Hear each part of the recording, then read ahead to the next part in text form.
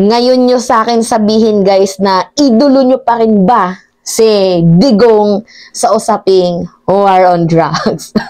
Paano naman nasabi mi? Mahinahamon ko kasi sila kung si Digong pa rin ba ang kanilang magiging idolo kung sunod-sunod ang natitimbog ng ating pamahalaan. Kasi sabi ni Digong, di ba, within 6 months, ubos itong mga nagbubulin sa bansang Pilipinas. Buong Pilipinas within 6 months.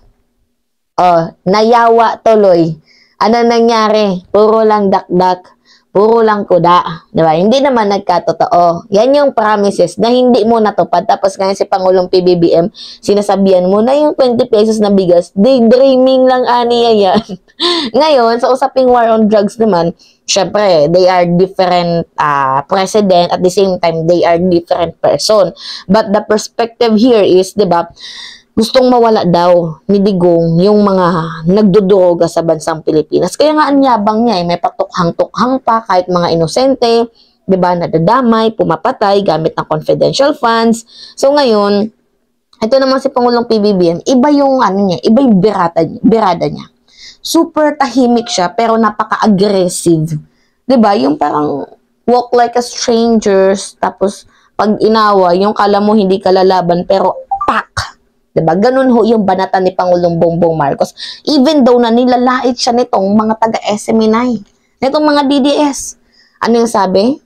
Ito si Pangulong PBBM, hindi man lang naitapik sa SONA yung war on drugs. Siguro ata isa siya sa mga nagbubulin. Diba? Pinagbibintangan pa nilang ating presidente na may Lisa's mugs, may mga ganon, nagpupulburon.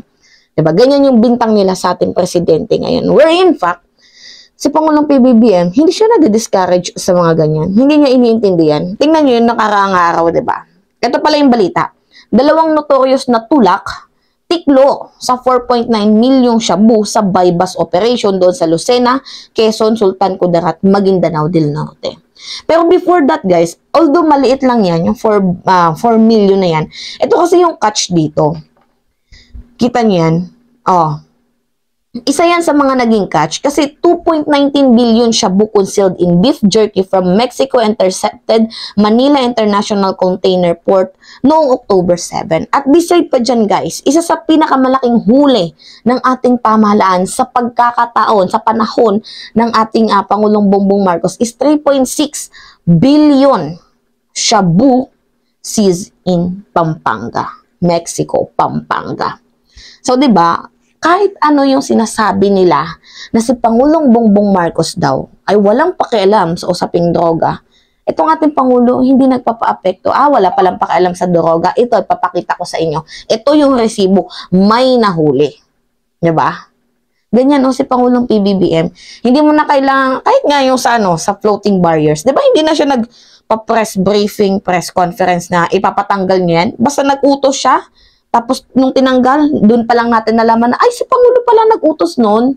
Diba? Ganon. Parang sinashock niya na lang tayo. Yung binibigla tayo, grabe tong presidente natin. Yung literal na tahimik, pero may angas. Hindi katulad dito kay Digong na nagpuputang ina sa harapan ng camera, pumapatay ako ng tao sa harapan ng camera, pero in reality, tuta nitong mga Chino, nitong mga Chinese. Funded by the Chinese government. Diba? Ganon. Ang nakakatawa nga mura ng mura sa sarili nating kababayan pero tuta sa ibang dayuhan. Diba? Imagine. Anyway, pagpatuloy natin tong balitang to. Kaloka kasi. 2 notorious na tulak, tiklo sa 4.9 milyong shabu. Kulungan ang binagsakan ng 2 drug pusher sa magkahiwalay na buy-bust operation sa Lucena City, Quezon City, Sultan Kudarat at Maguindanao del Norte, Kamakalawa. Bagong balita lang yan, October 13. Ngayong araw lamang ho. So, 'di ba? You see the difference na si Pangulong PBBM, hindi siya much more on talking, 'di ba? Much more on paggarbo sa mainstream media, patapang-tapang, 'di ba? Hindi siya ganoon. Si Pangulong PBBM yung matuturing ko na literal na taong tahimik, pero yung perspective niya, yung goal niya is gusto niyang ma-achieve with yung keep in silence, 'di ba? Kumbaga, keep it in silence and success be loud. 'Di ba? Yung kumilos ng tahimik tapos yung success mo talagang rinig na rinig ng iba. Ganun ho si Pangulong Bongbong Marcos. Ganun yung pagkakakilala ko sa kanya. Kahit binabash siya, wala siyang pakialam dyan. Sino kayo? 'Di ba? Basta yung goal niya, focus. Ito yung nagustuhan ko. So, bakit ko nga ba ito binalita? Na, 'di ba, hindi naman dapat relevant, ganito, ganyan. Gusto ko itong i-content sa inyo para maging eye-opener sa ating mga kababayan na ang ating Pangulo, di porket tahimik, ay walang pakialam. Yung ating Pangulo kasi, yung tipo ng silent, pero may ibubuga. 'Di ba? Anyway, sabi pa dito. Sa Lucena City, kinikilala ang naarestong suspect na si Frederick Apuya, alias Eric, may asawa, driver at residente ng barangay Ilayang Iyam. Isinagawa ang bypass operation sa Purok, Mulawin, Barangay Isabang sa lungsod na ito kamakalawa alas 9:20 ng gabi at nasa 1.5 million halaga ng pinaghihinalaang shabu. So, sa bayan naman ng Sultan Kudarat. Anyway, guys, good job to PDEA, sa PNP natin, sa mga hukbo ng ating gobyerno na tapat ang serbisyo. Good job sa inyo. Anyway, sa bayan naman ng Kudarat, Maguindanao del Norte, ay naaresto ng mga operatiba ang Philippine Drug Enforcement Agency PDEA at Philippine National Police or PNP ang aabot sa 3.4 million na halaga ng shabu sa isang 16 anyos. Ano lang yan? 16 anyos na binatilyo na suspect. Yan kasi, tama nga naman yung yung gusto na palabasin ni Sara Duterte na mag-ROTC tayo. Tama yun. Wala akong doon. Wala akong doubt doon. Pero yung confidential funds na hindi niya masagot-sagot kung para saan gagamitin, doon ako may doubt. Okay lang sana kung sinabi ni Sara Duterte na itong confidential funds na to gagamitin for the security system para, 'di ba, patayin or kundinahin itong mga rebelde. Okay sana yun eh. Kaso ang dami niyang paligoy-ligoy. Ang dami niyang pasikot-sikot. So we do not know kung saan niya gagamitin ang confidential funds. 'Di ba? Wala akong doubt kung mag-ROTC. Well, I'm in favor of that. Kasi tingnan mo, 'di ba, 16 years old.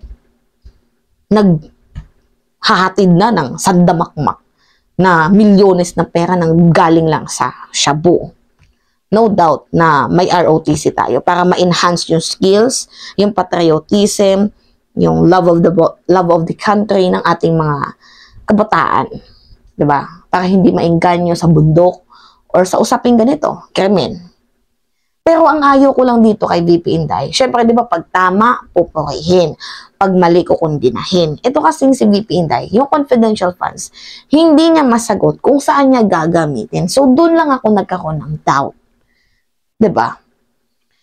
Anyway, doon yan sa kamakalawa ng hapon sa Barangay Unggap, Sultan Kudarat. So, ano nga ba yung pinipertain ni Mima sa content na to? Na huwag sanang maging judgmental, 'di ba?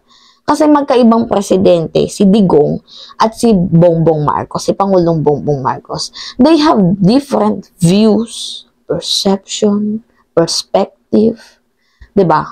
Ukol sa mga issue, usapin ng ating bayan. Then we could judge if the term of our president is, 'di ba, tapos na. Doon tayo manghusga. Kasi, wala namang nangyari, gato, ganyan. Doon tayo maghusga. Pero yung nandito pa lang siya sa process, 'di ba? 1 taon pa lang mahigit. Tapos magja-judge na. Wag. Mali yun. Anyway, yun lamang ho, guys. At it's me again, si Mima Alicia at nagbabalik ulit para sa ating panibagong video.